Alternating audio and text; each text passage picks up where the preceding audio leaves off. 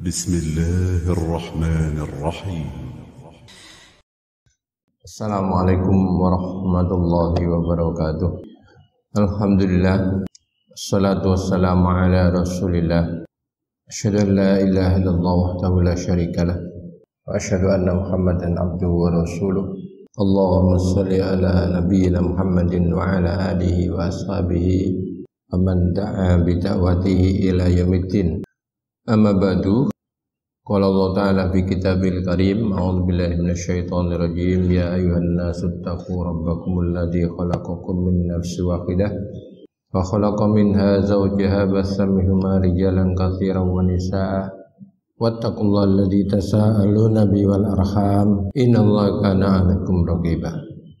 Subhanaka la ilma lana illa ma 'allamtana innaka antal alimul hakim. Jamaah rahimahullah, alhamdulillah Allah masih mentakdirkan kita pada pagi ini bisa melaksanakan salah satu kewajiban, yaitu salat subuh. Alhamdulillah kita bisa melaksanakan ini dengan berjamaah dan di masjid lagi. Mudah-mudahan Allah menjadikan kita sebagai orang yang beristiqomah sampai akhir hayat kita. Akhir hayat kita di dunia ya kalau sudah kita meninggal. Jangan sampai hal-hal yang menyertai kita dalam kehidupan ini, terutama harta dan anak, itu bisa melengahkan kita untuk ingat kepada Allah, untuk melengahkan kita meninggalkan perintah-perintah Allah dan larangan-larangan Allah Subhanahu wa taala. Karena tadi ayat sudah saya bacakan dalam imam tadi. Ya ayyuhalladzina amanu la tulhikum amwalukum wala auladukum an dzikrillah. Wa may yaf'al dzalika fa ulaika humul khasirun. Dua orang-orang yang beriman, janganlah harta-hartamu dan anak-anakmu itu bisa melengahkan kamu untuk ingat kepada Allah Subhanahu wa taala. Banyak orang itu karena dengan harta lupa Allah. Banyak juga karena anak, orang itu lupa juga ingat kepada Allah Subhanahu wa ta'ala. Nah, mudah-mudahan dua hal itu yang sering Allah sebutkan di dalam Quran, harta dan anak, itu bisa melengahkan kita kepada Allah Subhanahu wa ta'ala. Mudah-mudahan kita tidak termasuk orang-orang yang seperti itu. Wa may yaf'al dzalika fa ulaika humul khasirun. Siapa yang berbuat demikian itu, artinya anak, harta, menjadikan kita lengah kepada Allah, nah, itu termasuk khosirun, termasuk orang-orang yang rugi. Berarti kebalikannya, kalau kita punya anak, punya harta, bisa semakin mendekatkan diri kita kepada Allah, berarti kita itu termasuk orang yang muflihun, itu orang-orang yang beruntung. Nah, orang yang beruntung itu kan termasuk yang kita cita-citakan. Nah, sekarang pagi ini kita akan beralih kepada bab baru, yaitu perintah menunaikan amanah. Kalau dalam kitab ini disebutkan amanah itu adalah semua urusan yang dipercayakan kepada seorang berupa perintah dan larangan, perkara agama dan dunia. Jadi kita hidup ini tidak lepas daripada amanah. Di dalam Al-Quran Allah menyatakan di Quran itu surat An-Nisa ayat 58, Innallaha ya'murukum an tu'addul amanati ila ahliha. Sungguhnya Allah Subhanahu wa taala merintahkan kepada kamu untuk menunaikan amanah kepada ahlinya. Dalam masalah amanah ini ada beberapa macam amanah. Yang pertama adalah amanatul insan ma'a rabbih. Itu amanah manusia yang ada kaitannya dengan Tuhannya. Apa amanah kita kepada Tuhan kita itu? Yaitu wa'budullaha wa la tusyriku bihi syai'an. Jadi sembahlah Allah dan jangan kamu menyekutukan Allah dengan apapun. Itu amanah kita. Karena pada dasarnya kita hidup ini diciptakan Allah adalah wa ma khalaqtul jinna wal insa illa liya'budun. Tidaklah aku, kata Allah, menciptakan jin dan manusia itu dalam surat Ad-Dariyat ayat 56 ya, kecuali tujuannya adalah liya'buduni. Nah, mereka itu supaya beribadah kepadaku. Beribadah itu kan ketundukan kita, ketaatan kita. penghambaan kita. Maka ada yang mendefinisikan ibadah itu adalah fi'lul mukallaf ala khilafi hawa nafsihi ta'ziman li rabbih. Jadi perbuatan seorang mukallaf dalam rangka mengagungkan Tuhannya itu namanya ibadah. Jadi ibadah itu bukan hanya saja sholat, bukan hanya saja puasa, bukan hanya saja di seluruh rangkaian kehidupan kita. Kalau kita niatkan karena Allah, maka itu termasuk ibadah. Maka kita kan sering berucapkan kul inna sholati wa nusuki wa mahyaya wa mamati lillahi rabbil alamin. Sungguhnya salatku, ibadahku, hidupku, matiku adalah lillahi rabbil alamin. Hanya karena Allah Subhanahu wa ta'ala ibadah. Makanya dalam bagian ibadah itu ada ibadah mahdhah dan ada ibadah ghairu mahdhah. Ibadah mahdhah itu adalah ibadah yang memang tata caranya, aturannya, waktunya, jumlahnya itu sudah dari Allah Subhanahu wa ta'ala dan Rasulnya.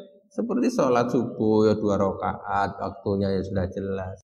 Sholat duhur ya 4 rakaat, waktunya ya sudah jelas. Asar begitu juga. Haji itu mahdhah karena waktunya juga ditentukan oleh Allah. Bulan Dzulhijjah, tempatnya juga harus kita berangkat ke Mekah. Itu mahdhah, nggak boleh ditawar-tawar lagi. Sekalipun sekarang ada usul haji itu ya dipindah. Waktunya pun dipindah karena giliran sekarang itu 16 tahun sampai 17 tahun baru haji. Akhirnya supaya dapat haji semua dipindah menjadi 2 kali dalam setahun. Nggak bisa. Puasa itu mahdhah. Bulan Ramadan nggak bisa ditunda-tunda lagi atau dipindah waktunya, itu mahdhah. Nah ada itu ibadah yang ghairu mahdhah yang tata caranya, aturannya, waktunya diserahkan kepada kita. Sedekah itu ghairu mahdhah. Kepada siapa kita bersedekah? Kapan kita bersedekah? Apa yang kita sedekahkan?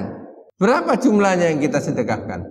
Itu terserah. Tapi itu ibadah. Untuk ilmu itu kan gitu, ghairu mahdhah. Ibadah tapi pahalanya Masya Allah besar. Bahkan kita keluar rumah dalam rangka niat kita menuntut ilmu itu apa? Wa fi sabilillahi hatta yarji. Dia itu berada di jalan Allah sampai dia itu kembali. Menuntut ilmu bagaimana caranya? Ya terserah kita. Lesehan kah? Pakai bangku kah? Berapa waktunya? Ya terserah kita. Sampai matahari terbit kah? Atau setengah jam kah? Terserah kita. Di mana dia mau enggak? Tergantung kesepakatan kita. Tapi nuntut ilmu itu termasuk ibadah. Sehingga orang yang nuntut ilmu kemudian dia mendapat ilmu itu yarfa'illahu alladhina amanu minkum walladhina utul ilma darajat. Allah itu ngangkat kok derajatnya orang-orang yang diberi ilmu dan orang-orang yang beriman itu diangkat derajatnya oleh Allah Subhanahu wa taala. Nah, jadi amanah kaitannya kita kepada Allah itu adalah wa'budullaha wa la tusyriku bi syai'a. Sembahlah Allah dan jangan kamu menyekutukan Allah dengan sedikit pun. Jangan sampai kita menyekutukan Allah. Kita kan sering sudah la ilaha illallah. Itu harus konsisten. Jangan kita menyekutukan Allah. Kalau kita ziarah ke kuburan misalkan, niat kita apa? Ziarah kuburan mendoakan. Yang kedua apa? Kita mengambil pelajaran bahwa kita nanti akan seperti itu. Kan ada seperti itu ibadah. Jangan di kuburan kemudian sampai kita menyekutukan Allah. Kuburan siapa saja. Kita mendoakan, kemudian kita mengambil pelajaran bahwa kita nanti seperti itu. Makanya dalam doa kan begitu kita masuk kubur apa? Assalamualaikum ya ahlat diyar minal mu'minina wal mu'minat wal muslimina wal muslimat wa inna insyaallah bikumul lahiqun. Nah di situ ada. Dan nanti kita Allah mengendaki kita akan menyusul kamu semuanya. Jangan sampai kita menyekutukan Allah Subhanahu wa taala. Bahkan orang menyekutukan Allah itu kan tidak diampuni Allah. Innallaha la yaghfiru ayyushraka bi syai'a wa yaghfiru ma duna dzalika liman yasha. Allah itu enggak ngampuni dosa syirik ya. Orang menyekutukan Allah itu syirik. Tapi Allah mengampuni dosa selain syirik. Berat dosa syirik itu. So barang hilang aja datang ke dukun. Mana Pak Dukun, saya ini barang saya hilang. Dukun itu bilang, oh ini nggak jauh, paling temanmu sendiri. Nah itu kan sudah menuduh ya. Kalau sudah seperti itu kan menyekutukan Allah tuh, mendahului ketentuan Allah, seakan-akan tahu yang gaib. Yang kedua adalah amanatul insan ma'al insan, amanat manusia terkait dengan manusia. Suami kepada istri itu amanah, orang tua kepada anaknya itu juga amanah itu. RT membawai rakyatnya itu amanah, RW begitu, sampai kepada presiden itu adalah amanah. Manusia kaitannya dengan manusia. Di kantor juga gitu. Kepala seksi bawahnya siapa, kepala bidang bawahnya siapa, kemudian kepala kantor siapa, banyak itu amanah, semua itu amanatul insan ma'al insan. Maka kita harus berbuat adil dan berbuat ihsan. Innallaha ya'murukum bil adli wal ihsan. Jadi kalau kita itu hubungan manusia sudah baik, diamanahi juga punya amanah dengan baik, nah itu kehidupan kita. Jadi manusia itu tidak lepas daripada amanah manusia dengan manusia. Ini ditanya semua nanti itu ya, amanah. Jangan sampai kita diamanahi kemudian tidak melaksanakan amanah itu. Itu salah satu diantaranya cirinya orang munafik kan gitu kan. Ayatul munafiqis salat. Tanda-tanda orang munafik itu ada 3. Yang pertama idza hadatsa kadzaba, kalau ngomong itu bohong. Yang kedua adalah wa idza wa'ada akhlafa, kalau janji dia ingkar. Janji saya akan melaksanakan amanah ini dengan sebaik-baiknya. Janji kan, orang melantik itu banyak kan ada perjanjian di situ ya. Akan melaksanakan amanah dengan sebaik-baiknya. Kemudian wa idza tumina khana, kalau dipercaya dia berkhianat, itu ciri orang munafik. Yang ketiga adalah amanatul insan ma'an nafsi, amanat manusia yang ada kaitannya dengan manusia, yang nanti mulai dari ujung rambut sampai ujung kaki itu ditanya oleh Allah Subhanahu wa taala. Jadi jangan dikira diri kita enggak ditanya. Amanatul insan ma'an nafsi, amanat manusia terkait dengan dirinya sendiri. Makanya dalam hadis itu kan disebutkan la tazula qadama atin hatta yus'alu an arba'. Dan nanti kaki seorang hamba itu tidak bergeser sebelum ditanya terkait dengan masalah 4. Apa itu? Yang pertama adalah wa'an umri fi mafnahu, umurnya itu untuk apa itu dihabiskan. Maka kita berusaha semakin tua semakin dekat kepada Allah. Yang belum pensiun itu jangan, saya nanti ibadah ngetu itu kalau sudah pensiun. Jangan. Kadang-kadang nggak bisa ngomong begitu, tak lama kemudian meninggal dunia, rugi, padahal dia masih banyak maksiat. Jadi begitu kita ada kesempatan untuk berbuat baik, umur yang Allah berikan kepada kita, maka kita terus berbuat baik. Wa anjasidi fi mablahu, badan kita itu ya, kita dikasih beberapa potensi oleh Allah Subhanahu wa taala. Dalam diri kita ada mata, ada telinga, ada hidung, ada kaki, itu nanti juga akan ditanya oleh Allah Subhanahu wa taala. Kalau dalam surat Yasin kan disebutkan al-yauma nakhtimu ala afwahihim wa tukallimuna aydihim wa tashhadu arjuluhum. Kan nanti itu mulut ditutup dan kaki jadi saksi, tangan yang berbicara. Sehingga Allah menyatakan di Quran itu walaqad dara'na li jahannama katsiran minal jinni wal insi lahum qulubun la yafqahuna biha wa lahum a'yunun la yubsiruna biha wa lahum adhanun la yasma'una biha aba ulaika kal an'am bal hum adall ulaika mul ghafilun. Sungguh kami penuhi neraka jahanam itu kebanyakan manusia dan jin. Apa? Karena mereka lahum qulubun la yafqahuna biha, dia punya akal, punya hati, dia enggak gunakan dengan sebaik-baiknya.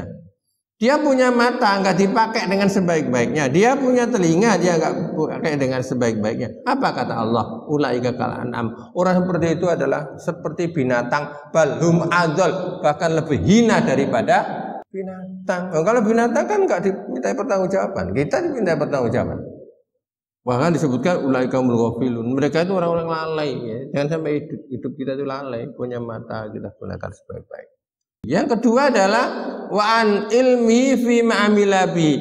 Ilmunya itu untuk apa? Sampaikan enggak? Kita itu semuanya punya ilmu sesuai dengan bidangnya masing-masing. Kita amalkan, kita tularkan kepada yang lain sesuai dengan profesi kita masing-masing. Jangan sampai kalau kita itu bisa ditanya enggak mau jawab, padahal kita itu bisa. Ini disebutkan man su'ila an ilmin faqatamahu uljima yaumal qiyamati bil jamin minan nar. Siapa ditanya tentang ilmu padahal dia bisa, dia sembunyikan, maka itu nanti akan uljima yaumal qiyamati bil jamin minan nar. Dia akan dikalungkan itu berupa api neraka. Ini berlaku bagi kita. Tapi kalau dalam saat ujian, ya jangan jadikan dalil ini. Gitu. Ada orang ujian, tanya dia temannya gak mau ngasih, dalili. Barang siapa yang tanya tentang ilmu, kemudian gak mau jawab, padahal dia bisa, maka kamu dikalungi neraka. Dari api neraka itu ya gak pas. Itu dalam ujian memang ada aturan-aturan tertentu, bahkan kalau kita memberitahu itu kan salah karena dalam ujian ya. Jadi ilmu itu yang kita dapatkan ini kita berharap mudah-mudahan menjadi ilmu yang bermanfaat. Kemudian yang keempat adalah kata Rasulullah SAW, wa an malihi min aina iktasabahu wa fi ma anfaqahu.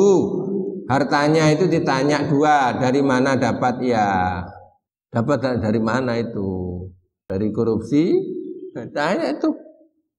Makanya kalau dari harta itu kalau sudah nggak berkah itu ada saja itu nanti hukuman itu.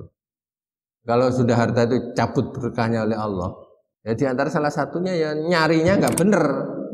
Kadang hukuman itu bukan untuk dirinya sendiri ya. Tapi hukuman terkadang sampai menyangkut keluarga. Oh anak, oh bapak, gitu kan? Oh bapakmu itu gitu. Masalah menyangkut keluarga. Lah kalau sudah itu anak juga kena hukuman itu kalau sudah seperti itu. Coba kita lihat aja. Itu nanti anaknya itu mesti akan dapat hukuman mental. Kalau udah marah, wah bapakmu aja gini. Gitu kan itu hukuman banget. Jadi kalau sudah harta itu enggak berkah. Triliunan kah, miliatan kah? Tapi kalau sudah enggak berkah, itu hukumannya di dunia sudah dapat. Maka kemudian wa inna min aina iktasaba wa fi ma anfaqahu ya. Dan untuk apa harta itu? Judi? Allah tanya ya. Dan yang keempat itu adalah amanatul insan ma'alam. Amanat manusia terkait dengan alam ini. Sehingga Allah menyatakan di Quran banyak wala tufsidu fil ardi ba'da islahya. Jangan kamu bikin kerusakan di muka bumi ini setelah bagusnya bumi. Allah menciptakan kita ini adalah sebagai pengelola, pengatur di alam ini. Coba wa idza qala rabbuka lil malaikati inni ja'ilun fil ardi khalifah. Tatkala Allah mau menciptakan Adam, itu kan bilang kepada malaikat, aku akan menciptakan manusia yang sebagai khalifah di muka bumi. Dan nampaknya malaikat bertanya juga, atajalu fiha may yufsidu fiha wa yasfiku dima wa nahnu nusabbihu bihamdika wa nuqaddisu lak. Ya Allah, kenapa engkau ciptakan manusia yang nanti akan bikin pertumpahan darah? Kurang apa sih? Nah gitu malaikat itu. Aku ini sudah bertasbih kepadamu, sudah mensucikanmu ya Allah. Kok masih menciptakan manusia yang nanti bikin pertumpahan di muka bumi? Apa Allah menyatakan? Qala inni a'lamu ma la ta'lamu. Aku yang lebih tahu daripada kamu. Nah gitu kan jawabannya Allah kan. Inni a'lamu ma la ta'lamun. Aku yang lebih tahu tentang daripada kamu malaikat. Jadi kita ini dikasih amanah sebagai khalifah, pengatur bumi, maka dengan alam yang Allah berikan kepada kita ini agar kita bisa menggunakan dengan sebaik-baiknya. Manusia itu apa yang ada di bumi untuk kita. Walladzi khalaqalakum ma fil ardi jami'a. Dialah menciptakan apa yang ada di muka bumi. Itu semua itu adalah untuk kamu semuanya. Jangan dirusak. Wala tufsidu fil ardi ba'da islahiha. Inilah dan bahagia terkait dengan masalah amanah. Jadi Allah memberikan amanah kepada kita, dan amanah-amanah itu kita berusaha bisa melaksanakan dengan sebaik-baiknya. Apakah amanah kaitannya dengan Tuhan? Apakah amanah kaitannya dengan sama manusia? Apakah amanah kaitannya dengan diri kita? Juga apakah amanah kaitannya dengan alam semesta ini? Kita bisa melaksanakan dengan sebaik-baiknya. Subhanallah walhamdulillah, asyhadu an la ilaha illa anta astaghfiruka wa atubu ilaik. Assalamualaikum warahmatullahi wabarakatuh.